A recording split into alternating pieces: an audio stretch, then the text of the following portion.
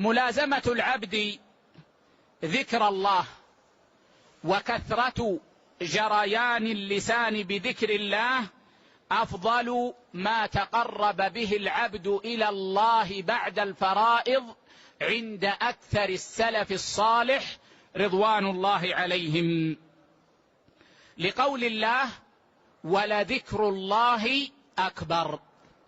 ولذكر الله أكبر.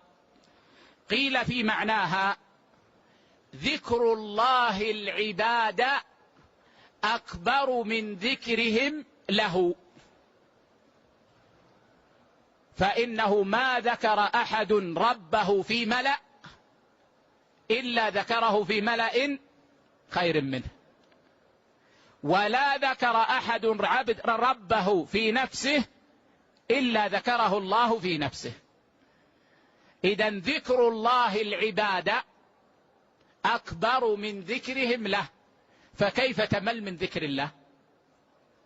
كيف تمل من ذكر الله وأنت كل ما ذكرت الله ذكرك الله؟ لا إله إلا الله. مجرد استشعار هذا يا إخوة ماذا يعمل في القلب؟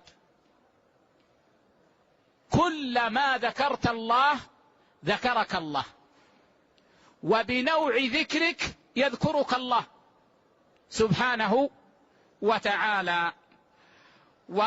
وقال بعض أهل العلم معناه إن ذكر الله أكبر من كل شيء، يعني بعد الفرائض، ولا مانع من الأمرين، فهذا اختلاف تنوع ليس اختلاف تضاد.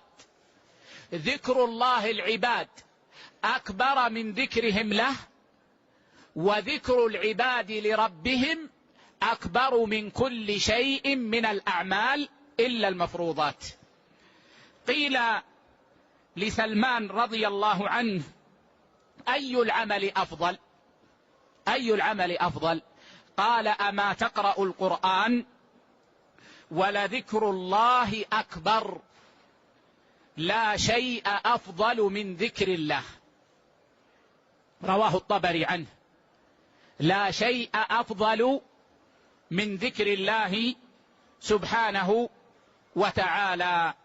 فجريان اللسان بذكر الله مع تواطؤ القلب على هذا واستحضار عظمة الله أفضل الأعمال التي يتقرب بها العبد إلى الله بعد الفرائض، وفي نفس الوقت هي أخف الأعمال.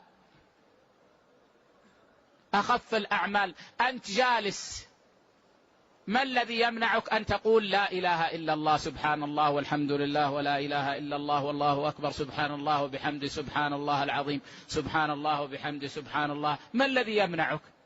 لا حائل يحول بينك وبين ذلك، ولا تحتاج لأن تقوم، ولا تحتاج لأن تتوضأ، ما تحتاج إلى شيء، من أسهل ما يكون. وهذا يا إخوة إذا تأملناه يبين لنا عظم رحمة الله بهذه الأمة، وأنه لا يهلك على الله إلا هالك.